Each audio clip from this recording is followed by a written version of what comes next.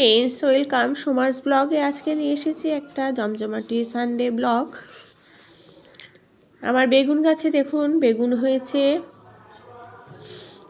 গাছগুলো দেখিয়েছি এতদিন, কিন্তু ফলন দেখাতে পারিনি, হয়নি বলে, তাই দেখালাম আপনাদের।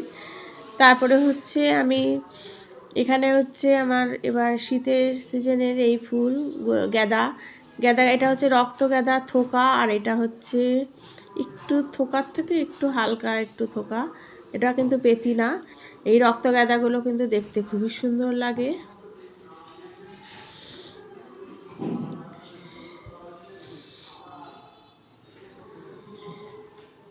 ব্লগগুলো কেমন লাগছে অবশ্যই কিন্তু আমাকে কমেন্ট করবেন এবং লাইক বাটন করবেন। এটা হচ্ছে পিটুনি বলে যে শীতকালের যে গাছগুলো হয়, সেই গাছ লাগিয়েছি, ফুল হবে কিন্তু একটু বড় হোক। এটা টমেটো আর ধনে পাতা।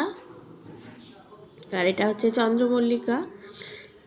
এটা কিন্তু অনেক বছরের গাছ, চার বছরের গাছ এটা, কিন্তু এখনও অবধি সেই গাছটা আমি তুলিনি। দুটো লেবু হয়েছে গাছে, সব পাতাগুলো ঝরে গিয়ে নতুন পাতা গজাবে কিন্তু এরপরে। দেখুন বেগুনটা কিন্তু খুবই সুন্দর লাগছে। আজকে রান্না হয়েছে হচ্ছে লাউয়ের চোকলা ভাজা, আলু দিয়ে ভেজেছি ধনে পাতা দিয়ে। আর এটা হচ্ছে ডাল করব, হচ্ছে মুগ ডাল, লাউ আর ছিম দিয়ে, আর মাছ আর মাংস দুটোই হবে। মাছটা করব হচ্ছে একটু অন্যরকম, কালিয়া করব, আর চিকেনটাও তাই প্রেশারে করার ইচ্ছা আছে।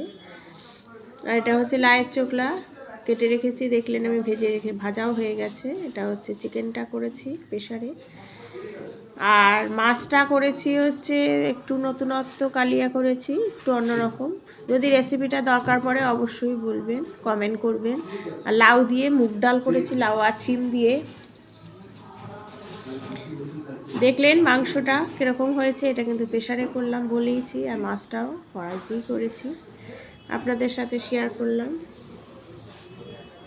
সকালে টিফিন রেডি হয়ে গেল। প্লিজ